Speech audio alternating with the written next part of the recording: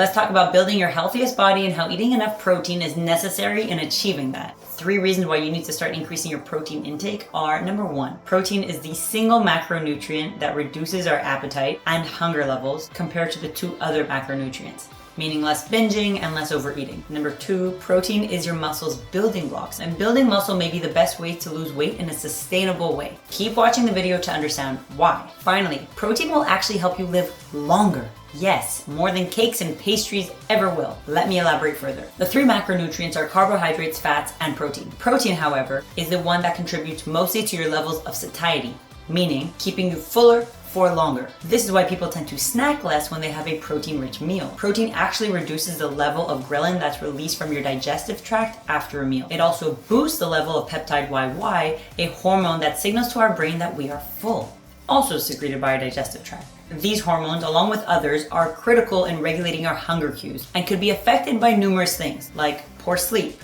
or your genetics, or what types of food you're eating, or whether you're physically active or not, or even the speed at which you eat your meal. Bottom line is that research shows that protein, more than carbohydrates and fats, will decrease our hunger and appetite and keep us full for longer.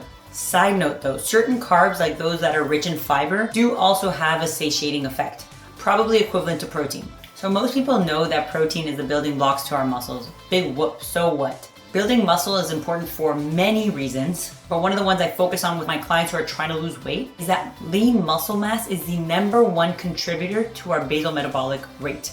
What does that mean? It means that when our body is at rest, as in doing the bare minimum, like just breathing, it still burns calories in order to function. And so it will burn more calories in a body that has more muscle. Also, when we consume protein in comparison to carbs or fats, our body works harder at breaking it down and therefore burns more calories in the digestive process. And this is called the thermal effect of food. A bonus tip for people with diabetes or pre-diabetes who are at risk of developing it: strength training along with increased muscle mass not only helps in increasing the metabolism and burning more calories, but it also helps control their blood sugar, because muscles decrease insulin resistance and help the body use up blood sugar more effectively. So more strength training equals less risk of diabetes or pre-diabetes and better blood glucose control. So what does this mean for you? Does this mean that you need to be a bulky bodybuilder? Hell no. Lean muscle mass does not mean excessive muscle mass.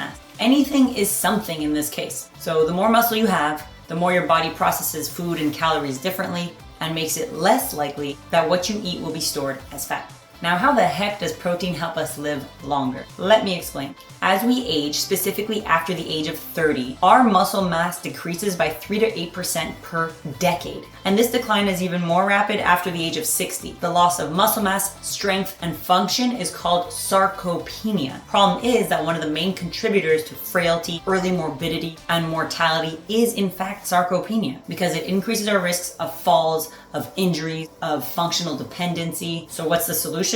Eat more protein and start strength training. Reminder that if you're watching this video and you're 35, or if you're watching this video and you're 60 years old, it's not too late to start making changes. Now, just how much protein do you need?